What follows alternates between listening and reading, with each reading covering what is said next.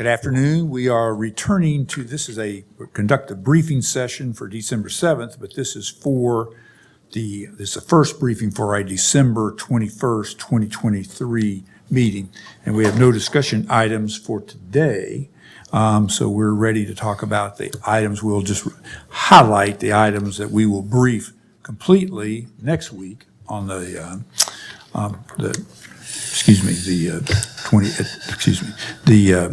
14th, and then we'll have the meeting on the 21st. Very good. County Manager, here we go. All right, very good. Thank you, Mr. Chairman. So, we've got a fairly lengthy agenda for this last meeting of the calendar year, and so, this will round out what we take care of before we find ourselves in 2024. We do have a couple items that public hearing, and as is our practice, we'll go ahead and brief those in this first briefing. The first one is the public hearing pursuant to the general statute listed there on the proposed ordinance granting a non-emergency ambulance franchise within Forsyth County. I'll ask our Emergency Services Director, Joey Hunley, to come up and talk to this. This is the request that we tabled some time ago, really at a point where there were we were at a critical kind of staffing place kind of across the system, and so that has stabilized some. We still have staffing issues, and I think, but we have seen even the franchise agencies become a little more stable with that. So I'll turn it over to Mr. Hunley. Good afternoon, Chairman and Commissioners. As Mr. Watts mentioned, this is a tabled resolution from June. We had a briefing in May 25th meeting, and then this discussion June 1st, where we brought forth a franchise agreement for MedEx. And so we'll be doing the same thing, presenting the MedEx still submitted an application. That application has been vetted and is completed, and we will be pushing forth that application as required per county code. We expect that the needs are still there to justify the application, and so that will be presented to you for the next meeting. I'll just stand by for any questions you may have. Any questions for Joey? I'll wait until next week. All righty, good. Thank you. Thanks. Thank you. Thank you, Joey. All right, we do have one special resolution, and I'll just ask the county attorney to review. It's a resolution designating Forsyth County official to make recommendations to North Carolina Alcoholic Beverage Control Commission on ABC permit applications. Thank you, Mr. Manager. This is an item which does not come before you very often. From time to time, as you know, the ABC board will approve a new permit for someone to have an ABC license. And the county does have the ability to object if the location or the person or business receiving the ABC license we believe would be objectionable for whatever reason. The statute, which is 18B-904, subsection F, allows this board to appoint Forsyth County person or employee to be someone who is designated to testify if there's a hearing about the suitability of a recipient of a potential ABC permit. In the past, it has been the chief deputy, Rocky Joyner, who I'm told is going to retire in February. And so this would just be to replace him with another member of the sheriff's office, Henry Gray. And it doesn't have to be a member of the sheriff's office, but that's what it's been recently. So that's what's before you. Okay. Any questions on that? All right. I did want to pull out one other item that we wanted to fully brief today. It was the subject of a morning session item that we had really around the Axon Taser contract. If you remember that Sheriff's Business Officer Randy Hunsucker kind of reviewed that. And there were questions at the time, met with the sheriff and some of his key leadership. They felt very strongly about the desirability of moving this forward under an exception to the bidding laws because of the uniqueness of what Taser provides and their desire to kind of continue providing services. And that was, so if I will, It's item 15. It's a resolution approving the purchase of law enforcement body-worn cameras, in-vehicle cameras, and conducted energy weapons, I think TASER, as well as other related equipment, material supplies, license, data storage, sharing, et cetera, and services under exception to the bidding laws, and to award this contract to Axon Enterprise Incorporated. I wanted to go ahead and brief it just because I knew there might be questions. There were questions that morning. Randy, you coming up to introduce it, or I'll have him come up and he can sort of guide the discussion on this. So. Good morning, Mr. Chairman and board members. I'm going to let Captain Petticord lead off, and I'll let him introduce himself. Good afternoon, Chairman and Commissioners. I'm Sammy Petticord. I'm captain with the Forsyth County Sheriff's Office. Just wanted to touch on a few things about Axon. I know there's some concerns about Axon, and I get that. I totally understand it. But the reality is there is no other company in this country that provides all three services, or actually four with the evidence storage that Axon provides. To throw in another statistic with them, 17,000 out of 18,000 law enforcement agencies in the country, Axon provides a product to 17,000 of those. That's almost 95% of the nation's law enforcement that they service. All the surrounding agencies, of course, they use Axon, whether it's body-worn cameras, the fleet vehicle cameras, tasers, evidence.com. We share all of our prosecution booklets when we have felony packets that need to go to the DA's office. We share that to them through evidence.com. That is a lot of man hours that save due to detectives having to run. You have like a homicide case. You may have 3-ring binders. You may have 3 or 4 of them of, documents, field notes, reports. And instead of having to run copies of that, they can just upload it one time as they do their case, send this all to the DA's office electronically. Saves a lot of time. If something needs to be shared to another agency, we do that as well. The live streaming feature that we got to use for a short amount of time with the Axon program that allows supervisors to monitor things in real time. Deputy goes out to a call, supervisor needs to watch it to see maybe it's a what we call like a hot call or a critical call. They can watch that in real time, see if they need to send more resources, see if this is something that's going to stem into a long-term call where officers going to have to be out there. Command staff can look at it, better deploy resources if needed. If it's something that's very critical and SWAT comes out, me being the SWAT team commander, I can look at this before I ever leave my house, live stream it, look and see what we have going on, and start making a plan then before I'm ever on the scene. And that saves a lot of time to be able to do that. K9, when they're running a track for a suspect, it's a safety thing to be able to track them live when they're going on a track for a suspect. Usually they try to take a deputy with them to help cover them, to protect them. But sometimes, where they're going through, maybe the deputy can't keep up with the handler. So that's a safety thing. Also with the automatic license plate readers, notifies officers when a stolen vehicle that has been reported and entered into NCIC, it can actually read across 3 lanes of travel simultaneously at 140 miles an hour. I mean, that's a pretty high-tech system. But we have had some successful hits on that where we have recovered stolen vehicles off of that. I don't have the numbers on it, but I know that we have had several positive recoveries on it. Randy has all the figures on the costs, and I'm going to let him talk about that if nobody has any questions for me. So on the cost, as a point of reference, this year, and we talked about this in October, the current year gross cost is $905,000. Axon has provided for us a quote for 5 years. So what we're proposing is to terminate the contract early. It expires in September of next year, but we're aware of that they're going to raise the prices at January 1st. And so what we're attempting to do is, since we have to re-up the contract anyway, we thought it was best to propose to you guys to do it early in order to save what Axon has told us will be $900,000 if we wait. And so we thought it prudent to approach you guys before the end of the year. The impact in next year's budget is actually zero. It actually will be a little bit of savings in next year's fiscal year budget. So it'll go down a little bit.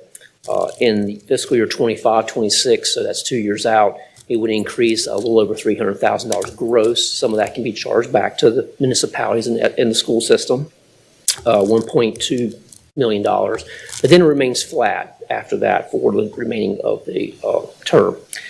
I did learn recently that a couple other jurisdictions, law enforcement jurisdictions in North Carolina have done no bid contracts with Axon recently.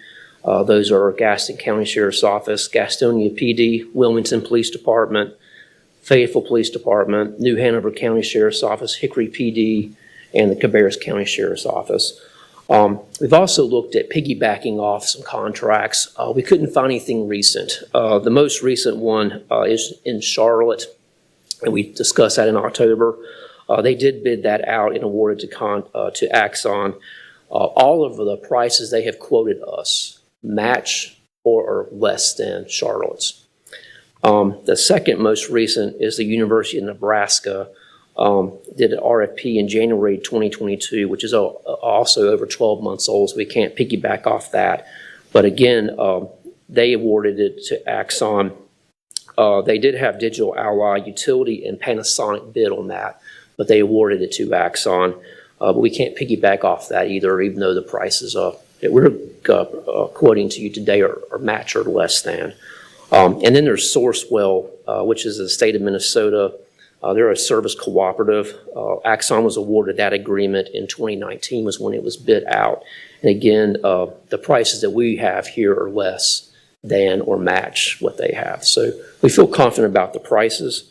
So that's the main things I can wanted to mention about the bundled solution as well. We clearly outlined in October there's no cost savings to switching to another provider. In fact, it would cost more and would be highly disruptive. There are a lot of hidden costs associated with switching. The time and cost to retrain officers on how to use the new platform, the cost to manage 4 to 5 terabytes of data ourselves. We provided information. We think it's $1 million in a one-time cost to maintain it and manage it with new IT personnel. Finding a new solution for sharing data with the other agencies and individuals that the captain mentioned. The cost to have a third party switch out all the in-car vehicle cameras will take many months. We think about 6 months, which will result in having 2 concurrent contracts during that transition and turnover. There's a cost of having to keep Evidence.com with Axon anyway, because we have tasers. The tasers are only provided by Axon, and the taser data only resides on Evidence.com. Axon also offers free replacements if it's lost, stolen, damaged. None of the competitors do that. And again, and I'll let the captain talk about this, it's absolutely essential to have the cameras and tasers that have the ability to communicate with each other. They can activate one another as to capture critical points of video data. Now I'll let the captain probably mention that one, but that's the criticalness of having a bundled solution that only Axon provides. What Randy was speaking about, if officer responds to a call and needs backup, several other officers come with him. If he has his body cam already activated, as the officers are getting close, it's automatically going to activate their fleet vehicle system and also their body cam. They don't have to remember to turn it on. So that way, if for some reason in the heat of the moment they forget to activate it, it's already activated for them. So you're getting a point of view of the entire incident. And if you think about it on this, if it's a serious use of force situation, having all of that is critical in an investigation to see if an officer is clear in his use of force or not. And that's a huge liability factor for the county and the sheriff's office to have that data and show, okay, we did our job and we did it properly. Entertain a couple questions. I'm sure that the actual price is all in like per unit. You know, it's like per, body worn camera, per vehicle camera, per taser, right? And I'm just looking at your cover sheet and pages. I mean, in numbers, the summary sheet on first page. And I'm trying to get at, I understand the philosophy that every body worn camera with the people that you've designated, I certainly don't begin to know enough about all the particular staff, but, and I can see whatever staff you think's got to have, it's got to have it. You might be able to, might argue with you on some, you probably would argue the other way, but the part about vehicles and tasers, because you don't have 160 vehicles at use at any one time, do you? I mean, this must be on a lot of vehicles that are basically spares and are not in use. These are all frontline vehicles. What? With the exception of probably the school system, there's a few in-vehicle cameras for there, but otherwise they are used daily. We do not have shared vehicles, so every deputy officer has their own assigned vehicle. So these are 160 vehicles. They're not out on the street at any given time, but that is they're mostly frontline vehicles. There are no spares. There's no spares. Wait a minute. There are no cameras in cars. I mean, you clearly have a spare fleet. I mean, you have spares. You have spare vehicles. Yes. You have spare vehicles. There's no cameras in there. And there are no cameras in spare vehicles. Not one. All right. So back to my original question. Do you have 160 people, cars that you say are used daily on a, I don't mean going from just point A to B and back and not. I mean, they're actually on patrol or being used where that's important. At any given time, no. But it's not practical to remove the camera. They're mounted in there permanently with the ADL system, so they can't be just moved out and put in another car. Well, clearly the wiring's permanent, Right. but it would seem to me the cameras themselves could be, you got a mount and you slide a camera in and out. Is that not conducive to that? Just curious. I don't believe so. Because there's charging issues, and that the camera is assigned to the officer as well, if I'm not Yeah, mistaken. and So, it's wired into the vehicle as well to power it. yeah, it's Well, I a, know the power is. I'm just talking about the mount. The mount everything's fixed and you get camera plugs in and it locks in, and then it kind of gets where you don't have to have as many cameras because they're interchangeable with wherever, if you're assigned to a person. I'm just trying to kind of picture that. And similarly, I'm really curious about 360 tasers. I'm sure you don't have 360 people carrying a taser, do you? that's the number of people who are certified to use a taser. There's a lot of spares there, and a lot of the spares we have sent to the detention center. That's been one of the changes we've made recently. It's not an increase. We're just using a lot more spares we had to have available for detention officers now. But you see so where you'll I'm see- going with this. Yes. You see where I'm going with this. It's a unit cost, and if there's a way to kind of, belt tighten on that and how they're assigned and used, I mean, you end up save a little here, you save a little long term with these contracts. I mean, this is just a massive, contract. Dr. Martin, if I could touch on the camera of what you were saying about being able to take it out. I guess you're picturing an officer being able to take it out and then, and then the next officer get in that car and maybe minimize the numbers. What happens with that is on the back end, those cameras are actually issued. So somebody would have to go in every day and take that camera out to issue it to somebody else to reduce the cost. Does that make sense? Because it's assigned to them and goes to their evidence.com account when they upload it. So like if I'm driving a patrol car and I have a fleet camera in it, when I pull up to the sheriff's office, it will upload automatically wirelessly into evidence.com. I went in and I've classified all my recordings that are in there, whether it's vehicle stops or going to a domestic call, what have you, and it's all under my ID. So if another officer gets into my car, somebody on the back end would have to go in, an administrator has administrator rights to the system to change that specific camera to somebody else. If I think that may answer your question, son. Yeah, I hear you. And to add on the tasers, not everyone has a tasers that wants tasers. We actually have a need for more tasers. They're only issued to sergeant level and below. So there, we do have an intense amount of pressure to add more tasers. There are those internally think we do not have enough for detention officers, particularly for fully staffed. So we feel it's very tight. We only are increasing it by, I think, a handful, really, compared to what we have now. Same thing with the in-vehicle cameras. There's an intense amount of pressure from some in the agency to add more there as well. A good example is the school system. We have 39 folks there, and we only have like a small handful of folks that have the in-vehicle cameras. They're badly needed there, but we try to make this so it was sellable to you guys because we understand the fact that, most of the time they're in the school, not in their cars, but they also do a lot of Well, yeah, I was gonna have off-duty I stuff, was gonna- overtime things as well. If they see something en route to the school, they don't have if they make a stop on the way or leaving school, you would need a camera for that. So there's some justification for having them there, but we are not suggesting that here for you guys because we're trying to be sensitive to the numbers here. But there are many in the agency think that these numbers are really, we need a lot more.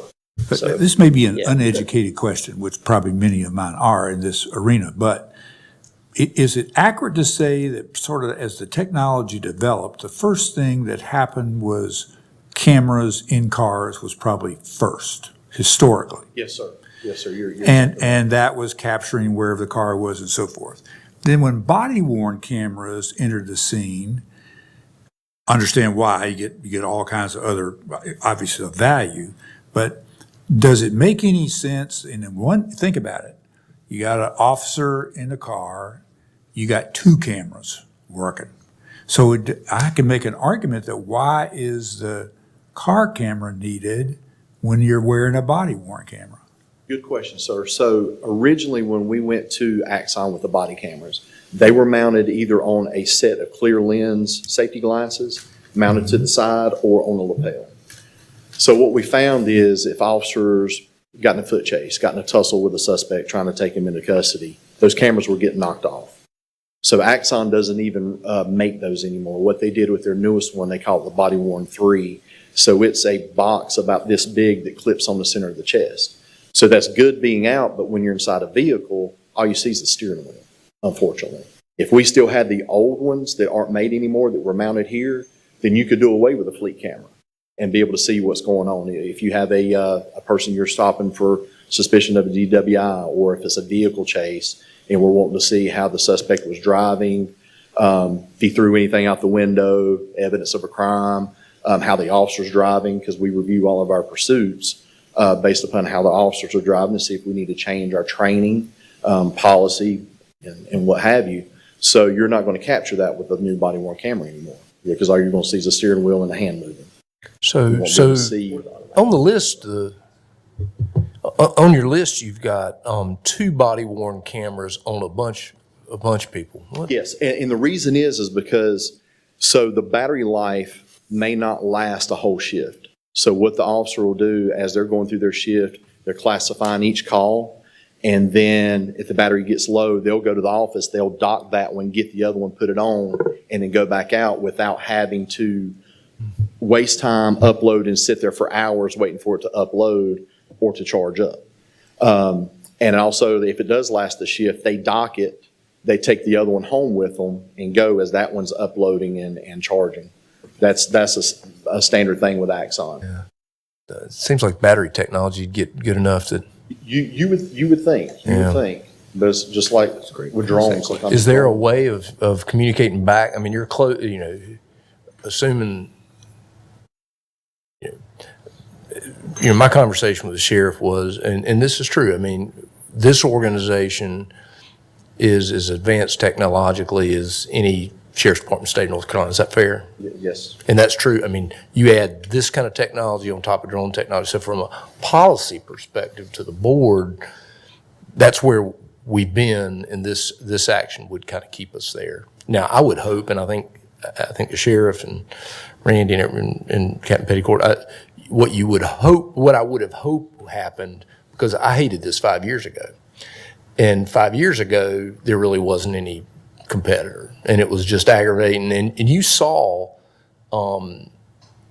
our cost of policing go up $1 million. You know, it shot through the roof. And what I was hoping is when we would get to this point that there actually would be a marketplace. We want a more robust marketplace, because sometimes whoever comes out after the person who cuts the edge on technology, you know, there's a lot of people backfill that, because I do think they're making excessive profits. And so I think the trick they've got now that's really been effective in bundling it really is the way they move data across all these devices and everything. So this action will keep us as technologically advanced as any law enforcement agency in the state of North Carolina. I mean, I think we need to go back to them and say, listen, if you're going to be that, why do I have to buy two? I mean, battery technology really has gotten better on some of this stuff. And so that might be a way of. Yeah, we did discuss that, it's not. Yeah. Are all of them docked, or is there a way to in-car charge and stuff like that? I mean, that would be. I don't know if there's a way to in-car charge it, but you would look at a cost of putting an in-car charger in every vehicle, and that would probably drive up the cost to what you have. So when you dock it, it actually takes, when's the video transferred? When you dock it? Yes, sir. Yes, sir. Okay, When so you you dock it at the sheriff's office, they have docking stations on the first floor back in the patrol area. Yeah. And they come in, put them on there and go. And then some of the community policing offices, they have theirs out there as well, like Clemens. They'll go in the Clemens office, dock theirs there, and it'll upload as soon as they put it in. The idea you got to buy two of these to keep one running doesn't feel right. Exactly. You're exactly right. Sorry, Dan. Just to make sure I understand the use of the vehicle-mounted cameras, that remains on during a stop. So if the officer's out of the car and is dealing with people in a vehicle, in addition to their body cam footage of what the officer's seeing, you also get a broader view of the whole transaction. You're exactly right, sir. Exactly right. You're going to get a wider view, and then when the officer's up close to talking to somebody, you're going to get that closer view of that one-on-one interaction with that vehicle. So is there an efficiency problem with simply swapping the cameras out to other vehicles compared to leaving the camera that is in a vehicle in that vehicle at all times? Yes, if to be able to take it out and put it into another vehicle, like if you had like a set number and we're going to share them, somebody would have to be on the back end every day that is switched, as soon as they're switched, to change it from one officer to the other. So somebody would have to be at home, on the weekends doing it, and they would spend more time doing that than doing their regular job or, enjoying a day off. It's not practical at all to do that. That was my gut impression, but I wanted to confirm. Thank you. Yes, sir. I guess I was just surprised that Clemens has some. Yes.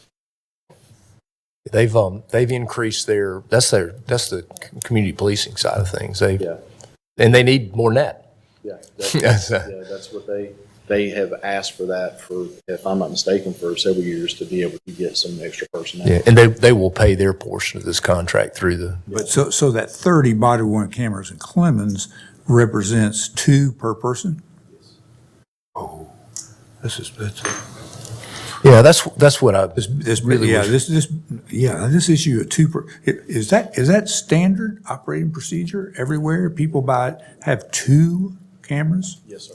It sure is. When in fact you're just talking about a need to recharge and a battery. I mean, you're getting the entire camera setup, the optics and everything go with that, instead of just simply a charging device. Yep. Because if you think about it, you go out on the scene and you use it for several hours, or one major incident drains it off because it's recording for 3 or 4 hours, kills the battery. Well, now that officer has nothing to be able to. He may go to another call that he's involved in something serious, and because he don't have a second one to put on, it's not going to get recorded, and he's outside of our policy and procedure. But also doesn't have recorded what could have been recorded, and then the public's going to say, well, why didn't he have a body cam on? well, the battery was dead. Well, how many people's likely going to understand that and believe that? They're going to think we're hiding something. So I hear you. I just had to think about it. I I totally I understand. apologize for asking so many questions, but here to this kind, the size of this, okay, just can't get my arms around it. There we go. Understand. Yeah. Be back next Thursday, so Okay. we'll let you know I whatever won't questions. belabor then. I'll just wait till you all come back next week. But it's better to be safe than sorry, particularly around when you look at what happens nationally when there is no camera to justify what has happened. So Yes, ma'am. And I think I will, if I can just piggyback on that, and I don't know another way to word it, but it's either pay out now or pay way more later. So that's, I'll probably get this when I read the document, but what you're proposing by this canceling early and starting over, understand the savings. This does not include the streaming, does it? Yes, thank you. It includes the automatic license plate reading system. It includes the live streaming. It does not include the new TASER 10. We decided to pull that one. So it does include the ALPR, and it does include the live streaming. So Yes. the live streaming cost how much? It's approximately, current year price is about $75,000 annualized for a year for both the ALPR and $75,000 for the live streaming a year. Maybe when you come back, distinguish between if you just went with the base, extending the base level of service that we have, and then, because you did it when we did it in that morning session, in my recollection, it was a couple $100,000. You could explain part of the increase, a couple $100,000, but maybe when you come back and do that. And get back to TASER and say, I would be interested in what the new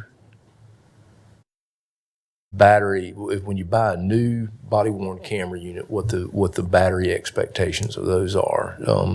sir, we just switched over to the body-worn 3, the BWC 3. Yeah. I believe it was earlier in the year or the latter part of last year, and that's the newest one out, so.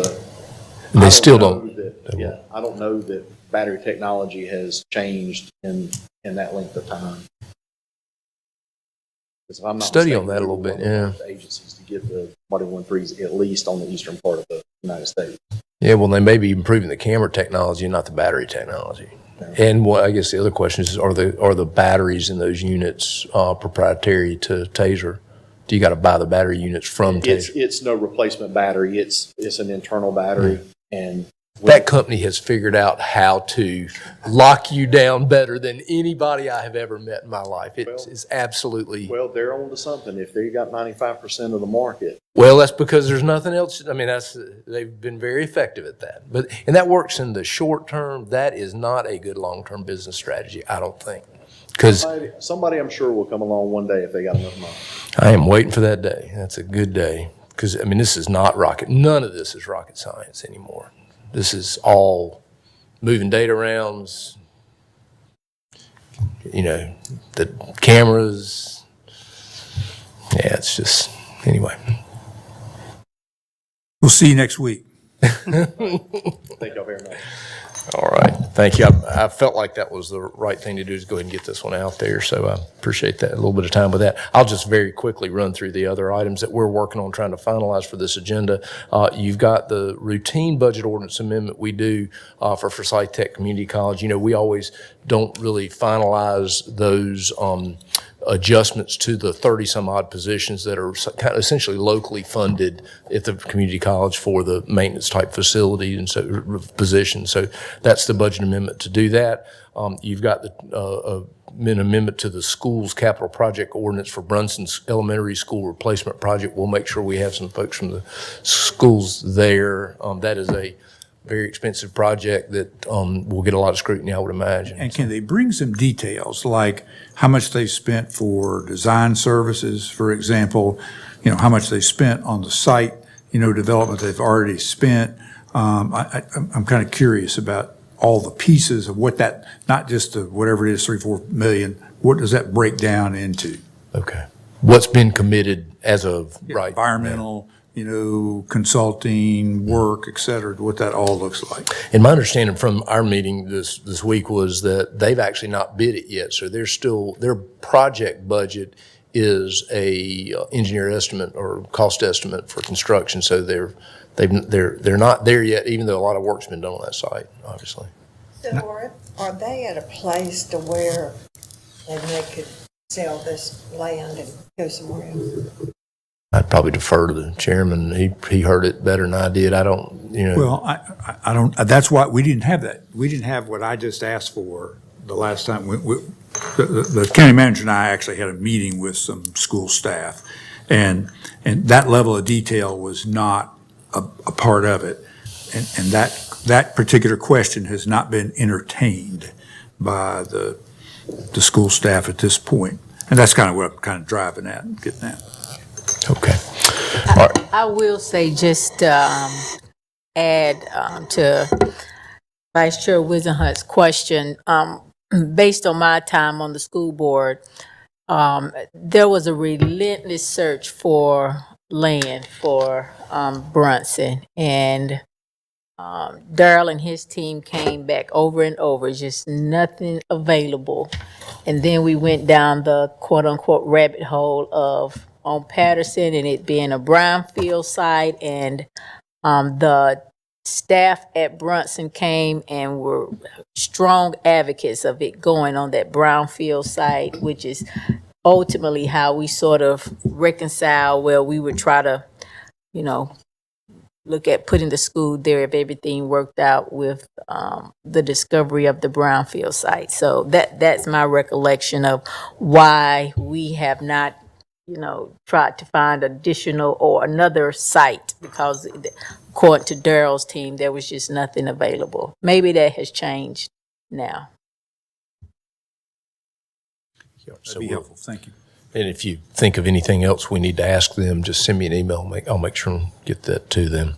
Item 6, you've got a resolution around the project contingency for the Public Safety Center upfit. We are close to finishing that project out. The sheriff wanted an additional office. He was willing to use some of his budgeted money to pay for it. So that's what this does, but it's a fairly small addition to that project. A couple of grant matters. We've for years been working on this Forsyth County Architectural Survey, and so we've got an update on the grant. That was partly grant funded. That's basically surveying all historical properties out in the Forsyth County proper area.